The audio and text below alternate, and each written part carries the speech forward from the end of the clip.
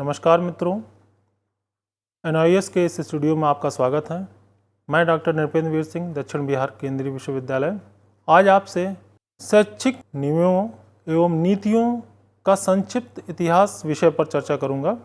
जैसा कि आप सभी लोग जानते हैं कि किसी भी देश का इतिहास अतीत की घटनाओं का क्रमबद्ध वर्णन प्रस्तुत करता है और उस देश की संपूर्ण जीवन दर्शन का एक प्रतिबिंब होता है। इतिहास अतीत के सामाजिक, आर्थिक, राजनीतिक, सांस्कृतिक एवं शैक्षणिक पक्षों का सजीव वर्णन प्रस्तुत करता है। मनुष्य अतीत की घटनाओं एवं उनके परिणामों के ज्ञान का उपयोग इस आधार पर करता है कि जो अतीत में जो कार्य उसने किए, उन कार्यों में कौन से ऐसे कार्य थे जो अच्छे थे या कौन से ऐसे कार्य जिनमें किसी प्रकार की कमियां थीं, जिससे कि वर्तमान में उनमें सुधार लाया जा सके। चूँकि इतिहास का सबसे अधिक योगदान यह माना जाता है कि इसके आधार पर हम अपने वर्तमान में सुधार ला सकते हैं और वर्तमान के आधार पर एक अच्छे भविष्य का निर्माण कर सकते हैं। तो इसके माध्यम से वर्तमान और भविष्य को उत्तम बनाने का प्रयास किया जाता है। अतः वर्तमान भारतीय शिक्षा के स्वरूप को समझने के लिए भारतीय शिक्षा के इतिहास पर नज़र डालना अधिक तर्कसंगत रहेगा कि किस प्रकार से वर्तमान शिक्षा व्यवस्था हमारी आज इस स्थिति में पहुंची है।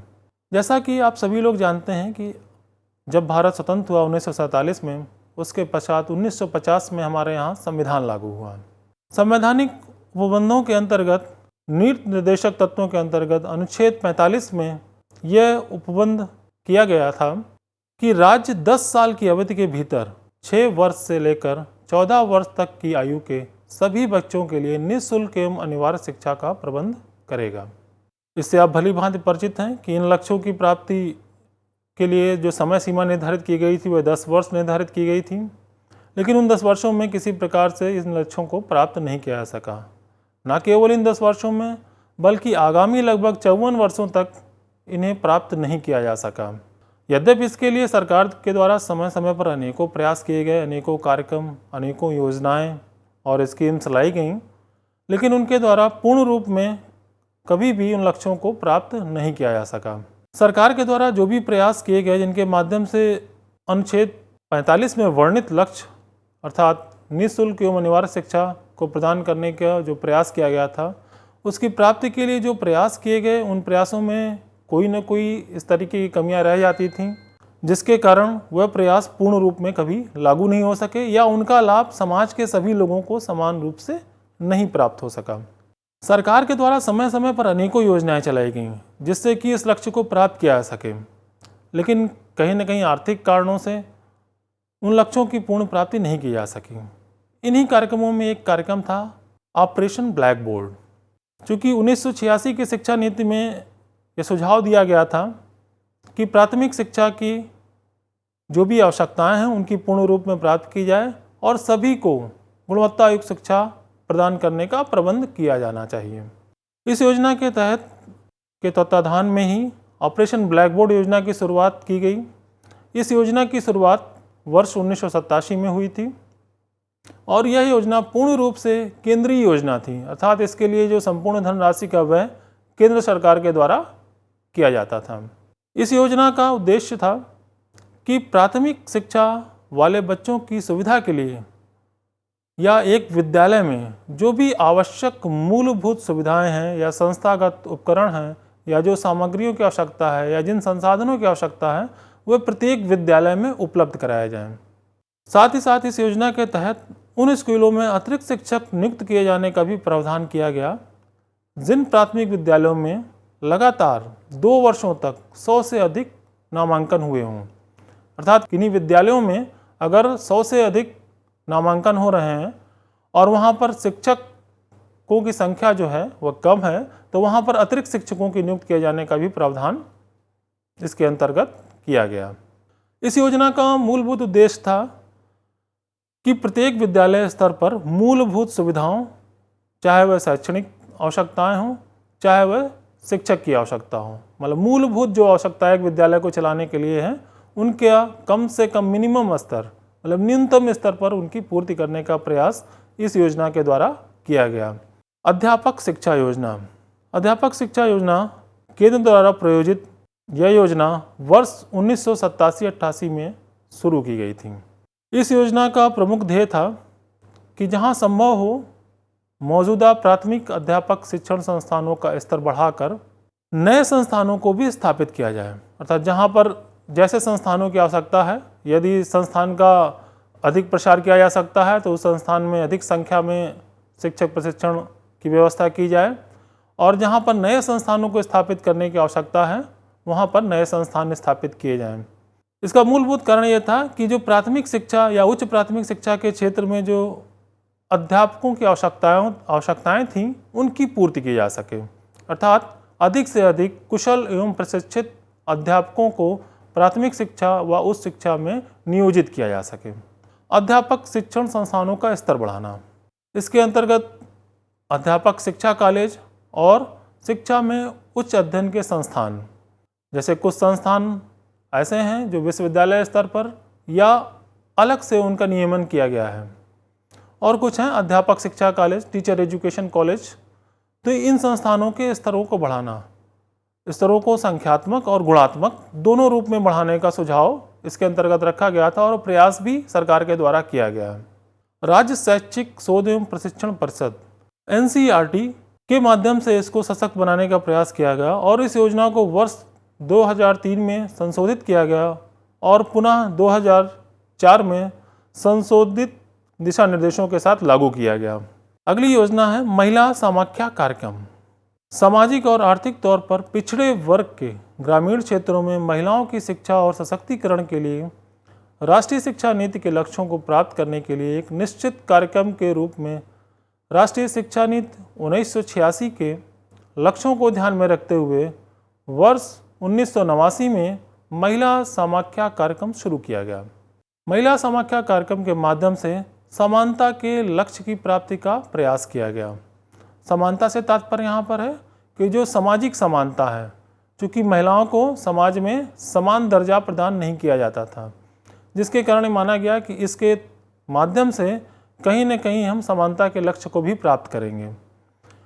इस उद्देश्य को प्राप्त करने के लिए महिला समाख्या कार्यक्रम के अंतर्गत एक नवाचारी दृष्टिकोण अपनाया गया, जिसमें मात्र लक्ष्यों को प्राप्त करने के बजाय प्रक्रिया पर विशेष ध्यान दिया गया। महिला समाख्या के तहत शिक्षा को न केवल साक्षरता कौशल प्राप्त करने के माध्यम के रूप में माना गया, अपितु इसे प्रश्न पूछने, मुद्दों के बारे में जानने और समस्याओं का विशेष रूप से विश्लेषण करने और समाधान प्रक्रिया के रूप में स्वीकार किया गया। अर्थात जैसे माना जाता था पहले कि शिक्षा में केवल कौशल ही दीक्षित किए जाएंगे या लोगों को साक्षर बनाया जाएगा, तो यहाँ माना गया कि इस प्रकार से विकास किया जाए कि लोग प्रश्न पूछें, जो भी उनके सामाजिक या शैक्षिक मुद्दे हैं उनके प्रति जागरूक हों, उनके प्रति अपने जागरूकता को दूसरों के सम्मुख रखें और समस्याओं का विश्लेषण करें। क्योंकि जब तक समस्याओं का विश्लेषण सही रूप में नहीं किया जाएगा तब तक उन समस्याओं का समाधान भी सही रूप में नहीं प्राप्त किया जा सकता। तो इस प्रक्रिया के माध्यम से ऐसा प्रयास सरकार के द्वारा किया गया। इस कार्यक्रम के माध्यम से महिलाओं के लिए ऐसा वातावरण तैयार करने का प्रयास किया गया जिसमें महिलाएं स्वयं अपनी ओर से अध्ययन कर सकें, अपनी प्राथमिकताएं निर्धारित कर सकें और अपनी पसंद के अनुसार ज्ञान तथा सूचना प्राप्त कर सकें। अर्थात जिन चीज़ों की उनकी इच्छा है या जिनमें उनकी रुचि है, उस क्षेत्र की जो भी ज्ञान या सूचना प्राप्त करना चाहती हैं वह, तो वह आसानी से प्राप्त कर सकें। इसमें महिलाओं में अपनी अवधारणा में परिवर्तन लाने तथा महिलाओं की परंपरागत भूमिकाओं के संबंध में समाज की अवधारणा में परिवर्तन लाने का भी प्रयास किया गया। इसमें दो अवधारणाओं की बात की गई। महिला की स्वयं की अवधारणा, चूँकि महिला स्वयं को मान ले कि मैं ये कार्य नहीं कर पाऊंगी या मेरी परिधि का ये कार्य नहीं है या समाज द्वारा ये स्वीकार नहीं किया जाएगा कि कोई महिला इस प्रकार का कार्य करे, इस अवधारणा में भी परिवर्तन लाना। दूसरा, समाज की जो परंपरागत भूमिकाएं हैं जो एक महिला के रूप में निर्धारित कर दी गई हैं कि एक महिला के कौन कौन से कार्य हैं या किस प्रकार के कृत्य एक महिला करेगी, तो इन भूमिकाओं में भी परिवर्तन लाना। चूँकि समाज में इनको बराबरी का स्थान दिया गया है तो निश्चित रूप से यह ध्येय यहाँ पर रखा गया कि समानता तभी प्राप्त की जा सकती है जब इन सामाजिक अवधारणाओं में परिवर्तन लाया जाएगा। यह अनिवार्य रूप से महिलाओं, विशेष रूप से सामाजिक और आर्थिक रूप से अवंचित तथा अन्य कमजोर वर्गों की महिलाओं को सक्षम बनाने का एक प्रयास था, ताकि वे अलगाव व आत्मविश्वास की कमी, कठोर सामाजिक प्रथाओं के प्रति जागरूक होकर उनका समाधान कर सकें और अपने अस्तित्व के लिए संघर्ष कर सकें। इस योजना का उद्देश्य था महिलाओं की आत्म छवि में सुधार करना। जैसा अभी कुछ देर पहले मैंने चर्चा की कि स्वयं जो महिलाओं की आत्म छवि है कि मैं महिला हूँ, मैं इस प्रकार के ही कार्यों को कर सकती हूँ, इस छवि में परिवर्तन लाना। साथ ही साथ आत्मविश्वास को सुदृढ़ करना, क्योंकि जब तक आत्मविश्वास सुदृढ़ नहीं होगा तब तक कोई भी महिला किसी भी कार्य को सही प्रकार से संचालित नहीं कर सकेगी या सही प्रकार से कार्य को संपादित नहीं कर सकेगी। तो ये माना गया कि आत्मविश्वास का होना भी आवश्यक है और इस योजना के तहत ये उद्देश्य रखा गया कि इस कार्यक्रम के माध्यम से महिलाओं के आत्मविश्वास को सुदृढ़ किया जाएगा। ऐसा वातावरण तैयार करना जहां महिलाएं ज्ञान तथा सूचना प्राप्त कर सकें, जिससे वे समाज में अपनी सक्रिय सकारात्मक भूमिका निभा सकें। अर्थात जहां पर भी महिलाओं की भूमिका की आवश्यकता है या एक महिला के रूप में वे प्रतिभाग कर सकती हैं या समाज के किसी भी मुद्दे पर, क्योंकि समानता तभी मिल सकती है जब महिलाएं सभी मुद्दों पर समान रूप से सक्रिय भूमिका या प्रतिभाग करने का अवसर उन्हें प्रदान किया जाएगा। तो इसलिए कहा गया यहाँ पर कि महिलाओं को ज्ञान व सूचना जो भी जिस क्षेत्र में प्राप्त करना चाहता है, जिस क्षेत्र में उसकी रुचि है, उस क्षेत्र में इस कार्यक्रम के माध्यम से प्रयास किया गया कि ऐसी चीज़ें हो सकें। प्रबंधन की विकेंद्रीकृत एवं सहभागी पद्धति तैयार करना, महिला संघों को गांव में शैक्षिक कार्यकलापों की सुविधा तथा मॉनिटरिंग करने में समर्थ बनाना। मतलब जो भी महिला संघ इस कार्यक्रम के माध्यम से बनाए गए, उन महिला संघों के माध्यम से ही शैक्षिक कार्यकलापों या क्रियाकलापों की सुविधा तथा उनकी मॉनिटरिंग का कार्य के लिए भी महिलाओं को समर्थ बनाने का प्रयास इस कार्यक्रम के माध्यम से किया गया। महिलाओं और किशोरियों की शिक्षा के लिए अवसर प्रदान करना, क्योंकि अक्सर तत्कालिक परिस्थितियों में देखा जाता था कि यदि विद्यालय ग्राम से दूर है या ग्राम में नहीं है तो अक्सर किशोरियों या बेटियों को विद्यालय पढ़ने के लिए नहीं भेजा जाता था। तो इसके अंतर्गत ये सुझाव दिया गया इस कार्यक्रम में कि महिलाओं और किशोरियों को शिक्षा के समान अवसर, जितना बालक को अवसर दिया जा रहा उतना बालिका को भी अवसर समान रूप में प्रदान किया जाए। औपचारिक तथा अनौपचारिक शिक्षा कार्यक्रमों में महिलाओं तथा लड़कियों की अधिक सहभागिता प्राप्त करना। जो भी सरकार के द्वारा या ग्राम के द्वारा या अन्य किसी प्रयास से औपचारिक या अनौपचारिक शिक्षा कार्यक्रम चलाए जा रहे हैं, उनमें अधिक से अधिक प्रतिभागिता महिलाओं की ली जा सके। अगली योजना सरकार के द्वारा जो चलाई गई थी, शिक्षा कर्मी कार्यक्रम। शिक्षा कर्मी कार्यक्रम का लक्ष्य बालिका शिक्षा पर प्रमुख रूप से ध्यान देने के अतिरिक्त राज्य के दूर दराज के अर्धसूक्ष्म एवं दुर्गम एवं सामाजिक आर्थिक रूप से पिछड़े क्षेत्रों में प्राथमिक शिक्षा के सार्वभौमिकरण एवं गुणवत्ता में सुधार लाने हेतु यह योजना सरकार के द्वारा लाई गई थी, जिससे कि सभी क्षेत्रों में शिक्षा की व्यवस्था समान रूप से की जा सके। जिला प्राथमिक शिक्षा कार्यक्रम, केंद्र द्वारा प्रायोजित जिला प्राथमिक शिक्षा कार्यक्रम 1994 में शुरू किया गया था। इसका उद्देश्य प्राथमिक शिक्षा प्रणाली को सशक्त बनाना और प्राथमिक शिक्षा के सार्वभौमिकरण का लक्ष्य पूरा करना। इस परियोजना व्यय में केंद्र सरकार की जो हिस्सेदारी रखी गई थी वो 85% की थी। मतलब केंद्र सरकार 85% का जो भी व्यय होगा इस कार्यक्रम के अंतर्गत उसका वहन करेगी। शेष 15% जो था वो राज्य सरकार का उत्तरदायित्व था कि वह उसका वहन करें। इस योजना के अंतर्गत लगभग 1,60,000 से अधिक विद्यालय खोले गए, जिनमें लगभग 84,000 वैकल्पिक शिक्षण केंद्र के रूप में थे। अगला कार्यक्रम जो सरकार के द्वारा वर्ष 1995 में लाया गया, जो अपने आप में संपूर्ण विश्व का सबसे बड़ा कार्यक्रम माना जाता है, मिड डे मील योजना, मध्याह्न भोजन कार्यक्रम। यह कार्यक्रम वर्ष 1995 में प्रारंभ किया गया।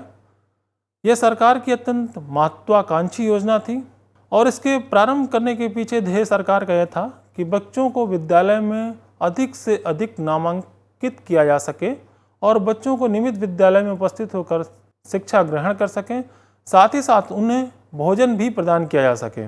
चूँकि ऐसा माना गया कि समाज में इतनी अधिक गरीबी व निर्धनता की स्थिति है, जिसके कारण प्रत्येक परिवार अपने बच्चों की आवश्यकता के अनुरूप भोजन का प्रबंध नहीं कर पाते, तो ऐसे में निश्चित रूप से कहीं ना कहीं वो कुपोषण का शिकार हो जाएंगे। तो सरकार का ये प्रयास इस कार्यक्रम के माध्यम से था कि सभी बच्चों को पोषण युक्त भोजन विद्यालय में ही प्रदान किया जाए, जिससे कि वह वहीं पर शिक्षण कार्य करें और वहीं पर अपने भोजन भी करें। मध्याह्न भोजन बच्चों के लिए एक पूरक पोषण था, अर्थात ऐसे बच्चे जो घर से भोजन करके आ रहे हैं उनके लिए एक अतिरिक्त पोषण था, या जो घर से अपने लिए खाना लेकर आते हैं, तथा उनके लिए अत्यंत लाभकारी था जिनके परिवार या घर वाले इतने सक्षम नहीं थे कि अपने बच्चों के भोजन की व्यवस्था अच्छी प्रकार से कर सकें।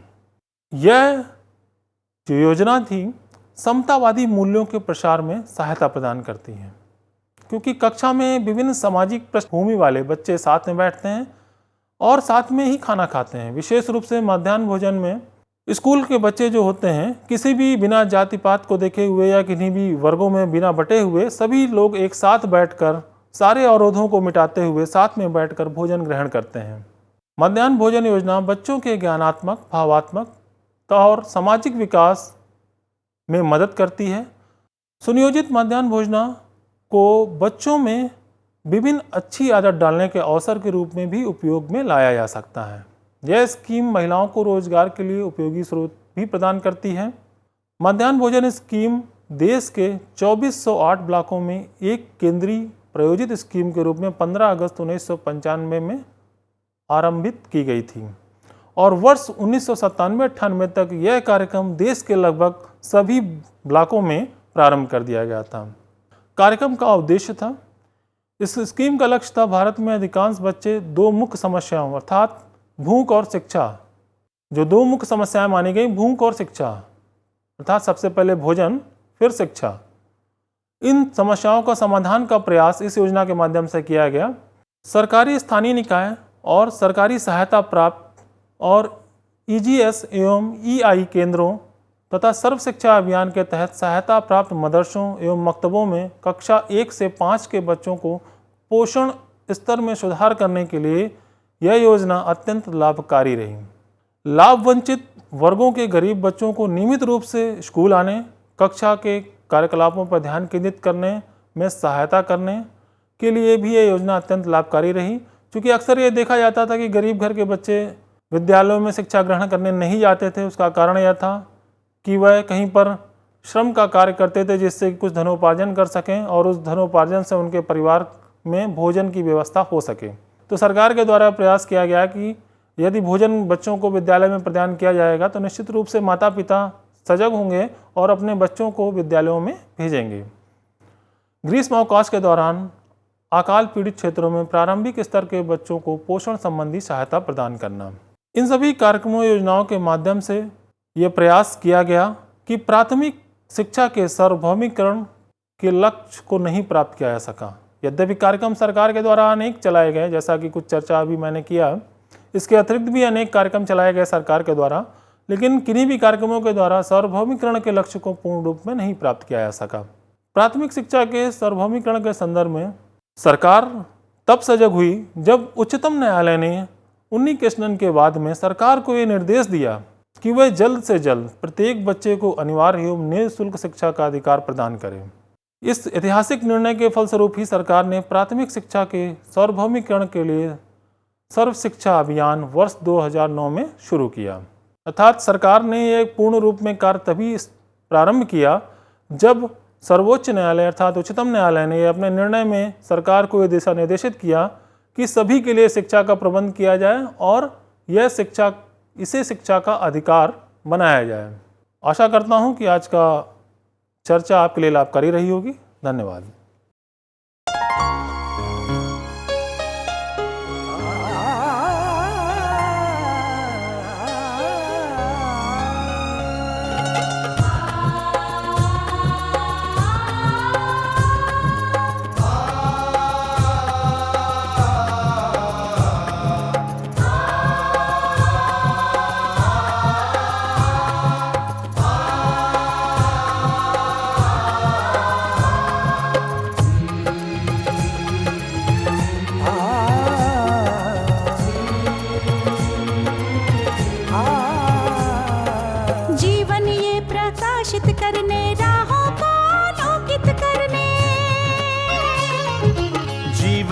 प्रकाशित करने राहों को आलोकित करने हम अपना दीपक स्वयं बने, हम अपना रास्ता स्वयं चुने। हम अपना दीपक स्वयं बने, हम अपना रास्ता स्वयं चुने। जीवन ये प्रकाशित करने, राहों को आलोकित करने।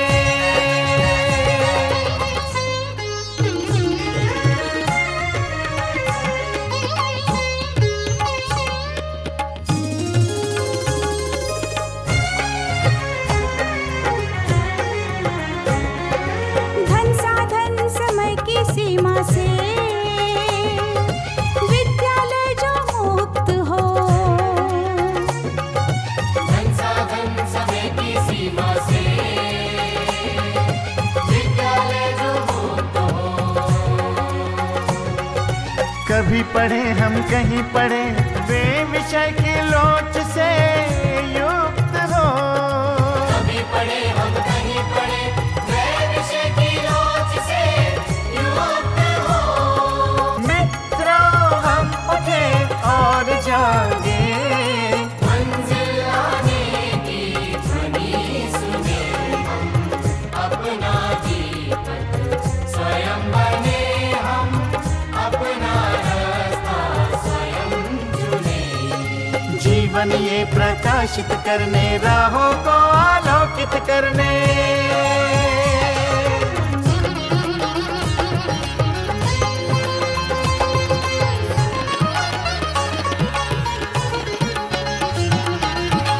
राष्ट्रीय मुक्त विद्यालय का है द्वार खुला सबकी खातिर। शिक्षा परीक्षा का अवसर एक बार ही क्यों मिलता फिर। शिक्षा और परीक्षा का अवसर एक बार ही क्यों मिलता फिर। दुनिया में इसके केंद्र बात, कोई मन चाहा केंद्र चुने। हम अपना दीपक स्वयं बने, हम अपना रास्ता स्वयं चुने। कोई मन चाहा केंद्र चुने। स्वयं बने, हम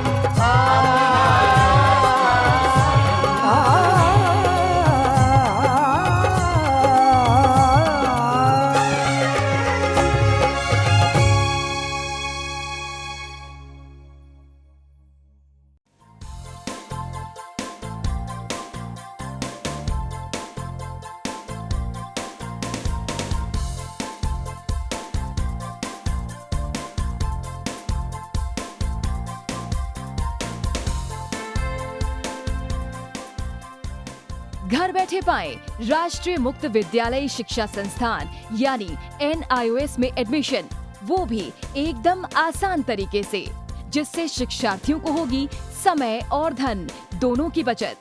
NIOS से शिक्षा कभी भी कहीं भी। शिक्षार्थियों, क्या आप जानते हैं NIOS में एडमिशन लेने का सरल और सुगम तरीका, जिससे शिक्षार्थियों को ऑनलाइन प्रवेश लेने में सहूलियत मिलती है। NIOS में प्रवेश की प्रक्रिया पूर्णतया ऑनलाइन है। शिक्षार्थी घर बैठे इंटरनेट द्वारा प्रवेश के लिए सबसे पहले NIOS की वेबसाइट www.nios.ac.in पर लॉगिन करें। अपना ईमेल आईडी और पासवर्ड डालकर अपना पंजीकरण करें। पंजीकरण के बाद लॉगिन करने पर ऑनलाइन प्रवेश हेतु आवेदन पत्र खुलेगा। आवेदन पत्र को निर्देशानुसार भरें और प्रिंट आउट लें। इस प्रिंट आउट पर अपनी फोटो संलग्न करें। ऑनलाइन प्रवेश के लिए शुल्क हेतु भुगतान के तरीके हैं: क्रेडिट कार्ड के द्वारा, डेबिट कार्ड के द्वारा, राष्ट्रीयकृत बैंक के ड्राफ्ट के माध्यम से, जो कि सचिव NIOS नई दिल्ली या नोएडा के पक्ष में देय हो।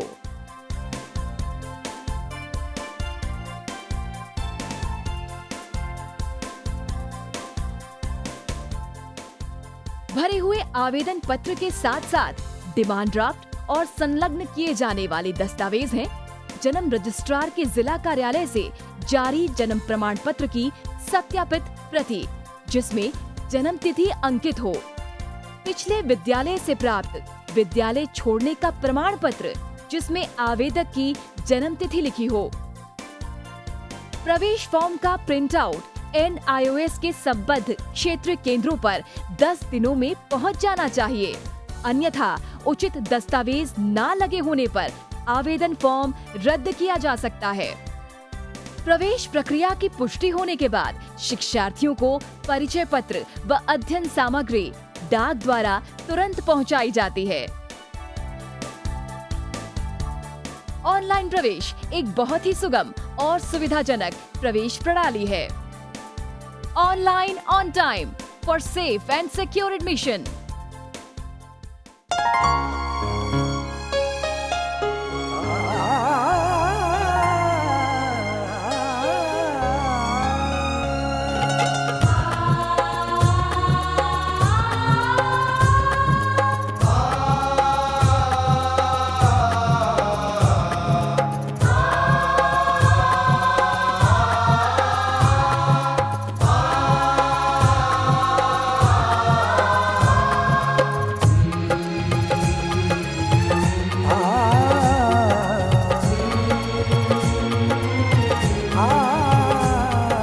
जीवन ये प्रकाशित करने, राहों को आलोकित करने,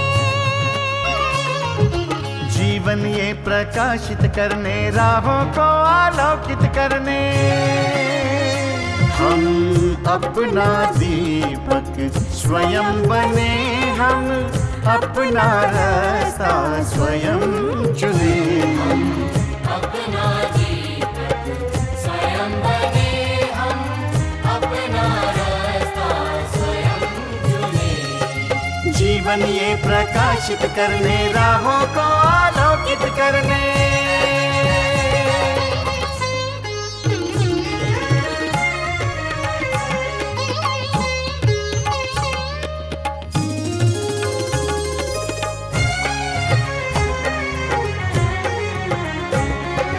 धन साधन समय की सीमा से विद्यालय जो मुक्त हो, धन साधन समय की सीमा से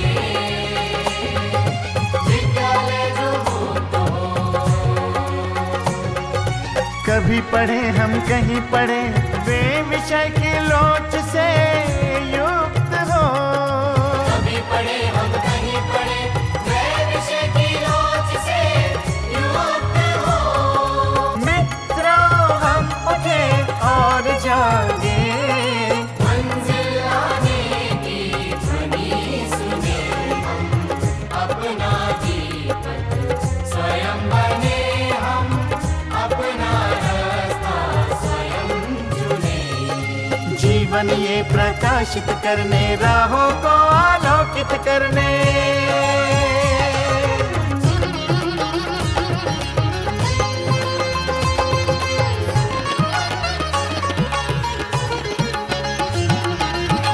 राष्ट्रीय मुक्त विद्यालय का है द्वार खुला सबकी बातें। शिक्षा परीक्षा का अवसर एक बार ही क्यों मिलता फिर। शिक्षा और परीक्षा का अवसर एक बार ही क्यों